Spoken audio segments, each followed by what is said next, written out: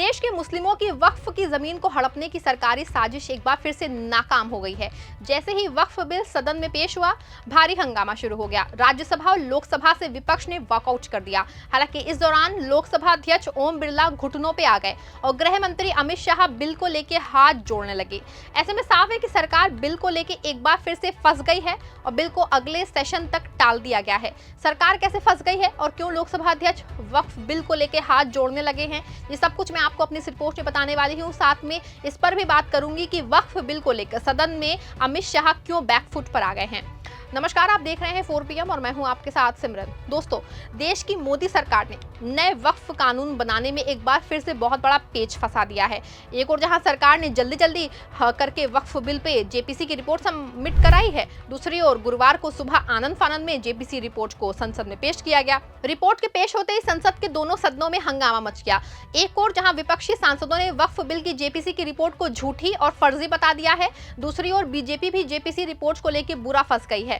एक दो नहीं, कई सांसदों ने साफ तौर पे कह दिया है कि जेपीसी की ये रिपोर्ट नहीं बल्कि जगदंबिका पाल एंड कंपनी और एनडीए की बनाई गई एक फर्जी रिपोर्ट है। इसको लेकर विपक्षी सांसदों में गुस्सा देखा गया है। आप भी सुनिए संजय सिंह का बयान। देखिए, मैं जेपीसी का मेंबर था। बड़े अफसोस की बात है, विपक्ष के सदस्यों ने जो अपना डिसेंट नोट दिया, जो उन्होंने अपना विरोध दर्ज कराया, उनका विरोध भी शामिल नहीं किया गया। ये आपने मजाक बना रखा है जेपीसी रिपोर्ट को। भाई, जो आप हमारी राय से सहमत हो सकते हैं, असहमत हो सकते हैं। डेमोक्रेसी के अंदर अलग अलग पार्टियों को अपनी राय देने का हक है। आप उसको कूड़ेदान में कैसे डाल सकते हैं? और याद रखिएगा, इतिहास हमें माफ नहीं करेगा। सुना आपने किस तरह से जेपीसी की बैठक में विपक्षी सांसदों के सुझाव को खारिज कर दिया गया है, उनके सुझावों को कूड़े के ढेर में फेंक दिया गया है। ये एक सांसद का दावा नहीं है, बल्कि जिस दिन से जेपीसी फाइनल हुई है उसी दिन से विपक्षी सांसदों की ओर से ये दावा किया जा रहा है। लेकिन सारे दावों को दरकिनार करते हुए जगदंबिका पाल ने 14 सुझावों के साथ जेपीसी रिपोर्ट को फाइनल कर दिया है। लेकिन जिस तरह से विपक्षी सांसदों के दावों को खारिज किया गया है, उस पर पहले से ही तय था कि टकरार होना तय है और सदन में वक्फ बिल की जेपीसी रिपोर्ट पहुंचते ही ऐसा ही हुआ है, क्योंकि विपक्षी सांसदों ने जो बात और सुझाव वक्फ बिल को लेकर दिखा था उसको कहीं भी जेपीसी की रिपोर्ट में शामिल नहीं किया गया है। बता दें कि 14 सुझावों में 428 पन्नों की रिपोर्ट तैयार की गई है, जिसमें 281 पन्नों की रिपोर्ट विपक्ष की असहमति के थे। इसमें काफी कुछ जगदंबिका पाल ने बिना किसी को बताए ही डिलीट कर दिया था। लेकिन जब जेपीसी की रिपोर्ट फाइनल होके आई है तो उसका पूरा राज खुल के सामने आ गया है। कांग्रेस के एक सांसद सैयद नसीर हुसैन ने अपने एक्स पे रिपोर्ट जो है वो फाइनल होते ही एक फर्जीवाड़े का खुलासा किया था। बाद में ओवैसी के साथ ही कई जेपीसी के सांसदों की ओर से भी ये मुद्दा उठाया गया। आरोप था कि विपक्ष के बहुत हिस्से या फिर उनको हटा दिया गया था या फिर ब्लैक कर दिया गया था। गुरुवार को एक बार फिर से जब वक्फ बिल की जेपीसी रिपोर्ट सदन में हुई थी पेश, तो विपक्षी सांसदों ने ये कहते हुए वक्फ बिल की जेपीसी रिपोर्ट को खारिज कर दिया कि ये फर्जी रिपोर्ट है। कांग्रेस अध्यक्ष मल्लिकार्जुन खड़गे ने तो असहमतियों को डिलीट किए जाने और रिपोर्ट के फर्जी होने तक का दावा कर दिया। आप भी सुनिए खड़गे ने क्या कुछ कहा। कंट्रोल में रखे हैं। यस,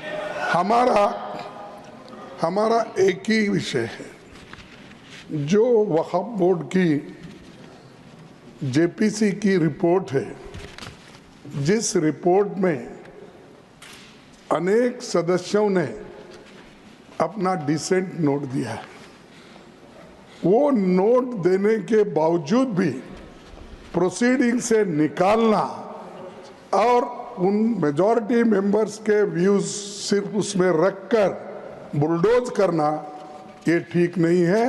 ये कंडेमेबल है और एंटी डेमोक्रेटिक है, एंटी प्रोसीजर है। और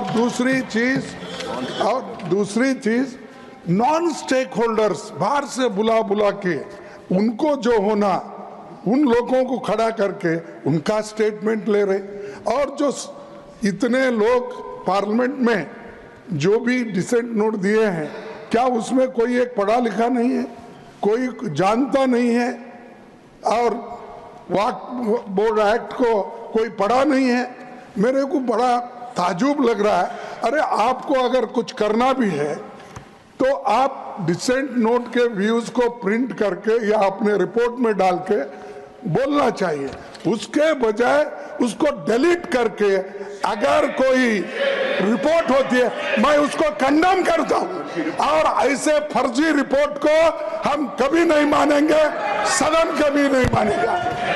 और जब प्रोसीजर फॉलो नहीं होती, वो पार्ट ऑफ इस हाउस का विभाग नहीं बन सकता।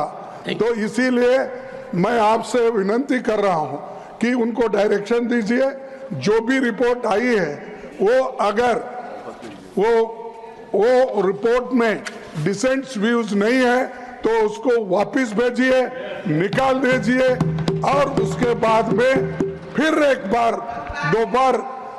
बार आप पुनर्विचार करके उस सभी डिसेंट व्यूज को डाल के आप पेश कीजिए, फिर आगे। देखा आपने, खड़गे के बयान से साफ है ना कि जेपीसी रिपोर्ट में धांधली हुई है। हालांकि बुधवार को जब ये तय हो गया कि गुरुवार को वक्फ बिल की जेपीसी रिपोर्ट सदन में पेश की जाएगी, तो सुबह ही जेपीसी सांसदों का एक दल लोकसभा अध्यक्ष ओम बिरला से मिला था। ओम बिरला ने आश्वासन दिया था कि विपक्षी सांसदों के डिलीट किए गए सभी प्रस्ताव और असहमतियां जेपीसी बिल में जोड़ी जाएं। हालांकि जब सुबह बिल पेश हुआ तो साथ ही ओम बिरला के निर्देश पे जेपीसी बिल में सांसदों की असहमतियों को जोड़े जाने का काम भी शुरू हो गया। ऐसे में बिल पेश होते ही सदन में हंगामे के बाद दोपहर 2 बजे तक सदन को स्थगित कर दिया गया। सुनिए अस्तुद्दीन ओवैसी का बयान। सुबह में हम लोकसभा के एमपीज का ग्रुप जाकर स्पीकर साहब से मिला, जिसमें राजा साहब, कल्याण बनर्जी साहब, इमरान मसूद, डॉक्टर जावेद गोगोई साहब और मैं था। हमने स्पीकर साहब को बताया कि हमारे जो डिसेंट नोट में कई पेजेस और पैराग्राफ्स को रीडैक्ट कर दिया गया है। तो स्पीकर साहब वाज वेरी काइंड इनफ, उन्होंने फौरन एसजी को बुलाया और कहा कि इनके साथ आप लोग बैठिए और देख लीजिए, रूल्स जो परमिट करता है उसको इंक्लूड करिए और जो नहीं करता है मत करिए।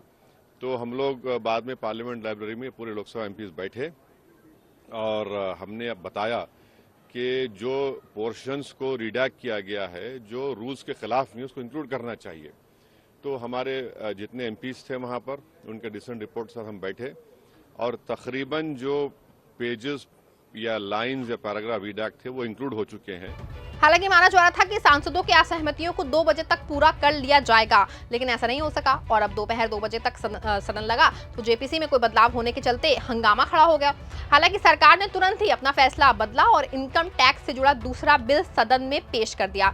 माना जा रहा है कि वक्फ बोर्ड बिल पे सरकार बैकफुट पर आ गई है। इसकी वजह जेपीसी की फर्जी रिपोर्ट है। इस फर्जी रिपोर्ट पे सरकार बुरी तरह फंस गई है। सरकार के सामने संकट खड़ा हो गया है। जल्दी के चक्कर में किस तरह से कानून को खिलौना बना दिया है। हालांकि बाद में जब विपक्ष ने मोदी सरकार को कानून और नियमों का हवाला देके घेरा था तो बीजेपी को लगा कि बड़ी चूक हो गई है। इसका असर ये हुआ कि जब दोपहर के बाद बिल दोबारा सदन में पेश हुआ तो अमित शाह को आखिर में कहना ही पड़ा कि आपको जेपीसी में जो जोड़ना है जोड़ लीजिए, इससे कोई मतलब नहीं है। आप भी सुनिए अमित शाह ने क्या कुछ कहा। वो बता रहे हैं गृह मंत्री जी।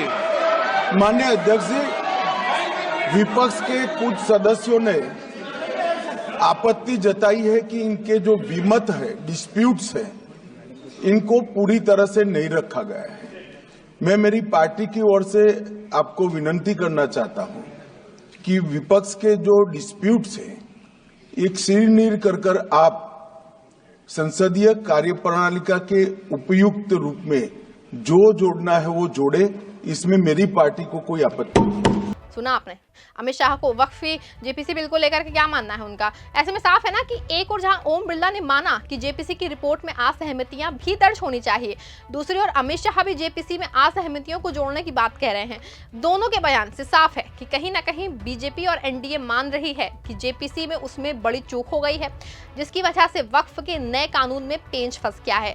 बता दें कि वक्फ का नया कानून दूसरे दोपहर बाद भी असहमति जो है नहीं बनी और आखिर में सदन को 14 मार्च तक के लिए स्थगित कर दिया गया। अब सदन 14 मार्च को दोबारा चलेगी तो माना जा रहा है कि जेपीसी की रिपोर्ट में सुधार करके उसको सदन में पेश किया जाएगा।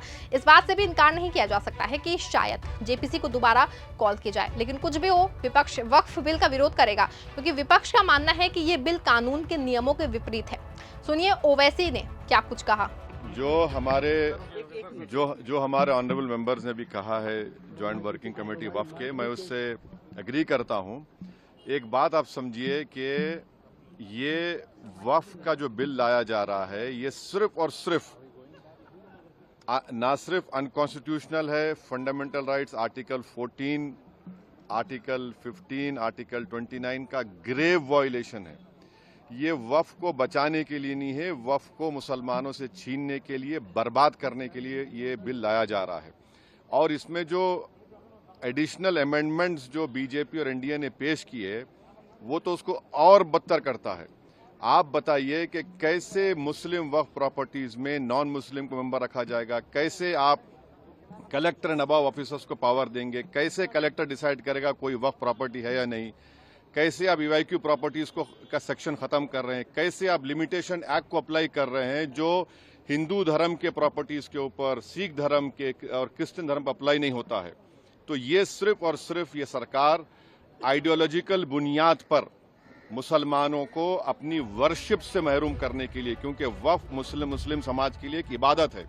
अब ऐसे में वक्फ बिल अपने सेशन में किस रूप में आएगा और पास होगा या फिर नहीं होगा, जदयू और टीडीपी बिल का समर्थन करेंगे या फिर नहीं करेंगे, या अभी तक ये जो है कुछ साफ नहीं हो पाया। लेकिन हाँ, इतना तो तय है कि बीजेपी और एनडीए वक्फ बिल को लेकर बुरी तरह फंस गई है और ये बिल पास कराना बीजेपी के लिए आगे भी टेंशन बनेगा, टेढ़ी खीर बनेगा, साबित होगा। आपका इस पूरे मामले पे क्या कहना है, क्या विचार हैं आपके, कमेंट में जरूर बताएं। खबर अच्छी लगी है तो खबर को शेयर करें और लाइक जरूर करें।